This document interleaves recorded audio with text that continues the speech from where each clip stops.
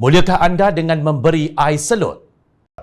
Beberapa media melaporkan kenyataan Menteri Besar Kedah Muhammad Sanusi Muhammad Nur terhadap keengganan Pulau Pinang membayar kos air yang diambilnya dari Sungai Muda. Sebelum Sanusi tampil menafikan apa yang beliau kata, mari kita lihat tajuk berita di media-media negara ini. Harian Metro, Pulau Pinang mungkin guna air selut MB Kedah. Sinar Harian, Pulau Pinang bakal guna air selut jika enggan bayar caj air mentah. Berita Harian, Pulau Pinang mungkin pam air selut Sungai Muda. Astro Awani, enggan bayar Pulau Pinang akan pam air selut Sungai Muda. Sanusi.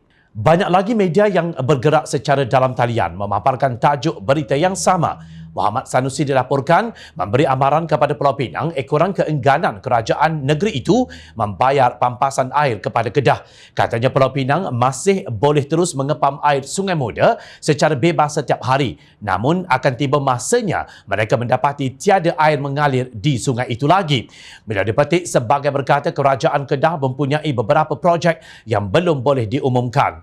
Menurut Sanusi sekiranya projek tersebut dilaksanakan, ia boleh mengakibatkan Pulau Pinang tidak lagi mendapat sumber air melalui Sungai Muda. Beliau berkata kerajaan negeri sedia membawa pertikaian berkenaan ke mahkamah, namun akan merujuk kes kepada kerajaan persekutuan terlebih dahulu. Untuk rekod, Kedah menuntut Perbadanan Bekalan Air Pulau Pinang PBAPP menjelaskan bayaran sumber air mentah sebanyak RM50 juta setahun sejak tahun 2010, namun tiada sebarang bayaran yang dibuat sehingga kini.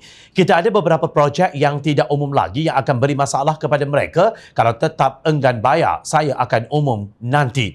Pulau Pinang boleh guna dahulu sampai hari akan keluar air selut dan mereka boleh guna, katanya pada sidang media di Pejabat Daerah dan Tanah Yan Kedah kemarin.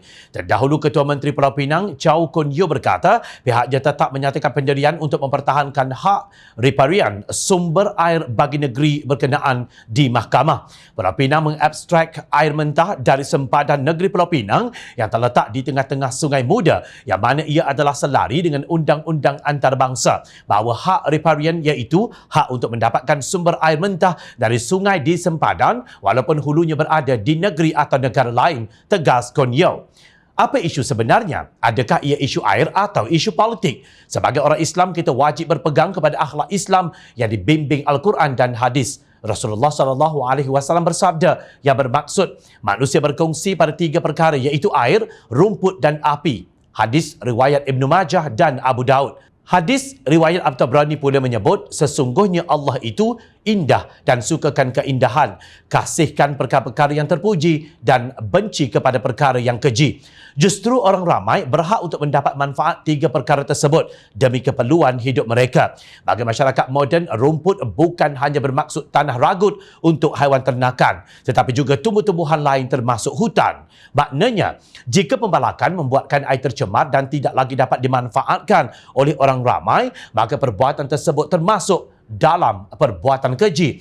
Begitu juga api yang kini termasuk api elektrik di mana penduduk sebuah negeri boleh mendapat manfaat walaupun jana kuasanya mungkin berada di negeri lain. Apatah lagi perbuatan yang sengaja seperti melaksanakan projek sehingga pihak lain tidak mendapat sumber air tetapi hanya selut. Ia adalah jelas perbuatan yang keji. Semoga kita semua memahami akan hak untuk hidup berhubung dengan penggunaan air.